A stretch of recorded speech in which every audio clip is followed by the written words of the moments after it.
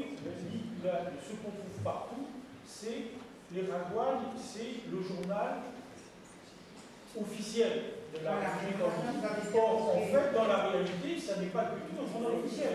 Il n'y a rien du journal officiel. C'est au contraire quelque chose de très vivant et où il y a effectivement, alors il y a des choses assez savoureuses. En fait, les Corses ne perdent jamais. C'est comme ça.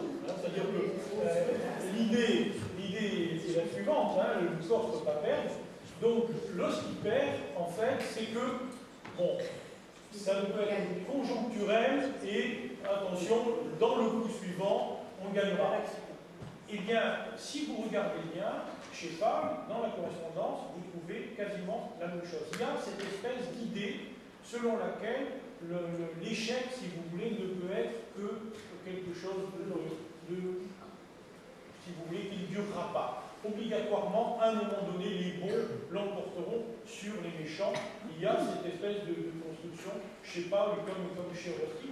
Et chez Rossi, ça donne immédiatement un goût particulier, parce que de page en page, de rencontrer comme ça des idées selon laquelle, ah oui, bon là, on a été obligé de reculer, mais la prochaine fois, on avancera mieux. Là, on est allé pour rentrer, on n'a pas pu le faire.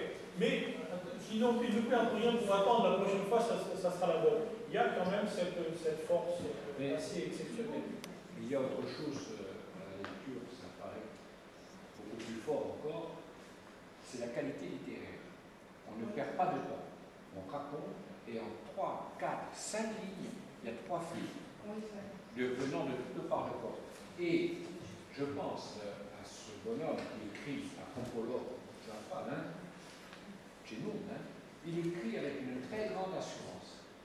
C'est-à-dire, on discutait tout à l'heure, c'est la création de l'État et c'est bizarre, c'est en pleine bagarre, je dirais, en pleine guerre, la France qui arrive, Gênes, c'est pas certain, l'État corse, c'est encore une fiction, il y a quelques rudiments, mais pas plus, et il y a les Corses contre, en plus. Eh bien, malgré ça, ce journaliste, ce que vous appelez-vous un journaliste, il a la plume sûre, très forte, simple, et sans ce que nous connaissons maintenant dans la littérature, je dirais, nationaliste, cette dureté, cette façon de s'en prendre toujours aux autres comme ça. Non, c'est pas tout à fait ça. Il y a là, comme la conviction, que ça va passer. Ce n'est pas tout à fait ce que vous pensez. C'est que je suis sûr que ces gens-là ont toujours pensé qu'ils gagnent. Naturellement, ça ne peut pas, ils sont dans le sens de l'histoire. Et ils construisent un État. Et construire un État en Corse à ce moment-là, c'est construire un État qui n'existe pas encore ailleurs. C'est clair, notamment l'Italie. C'est vraiment une lecture formidable. Alors, nous allons rebondir sur ça, justement. Vous parlez de qualité littéraire, vous avez parlé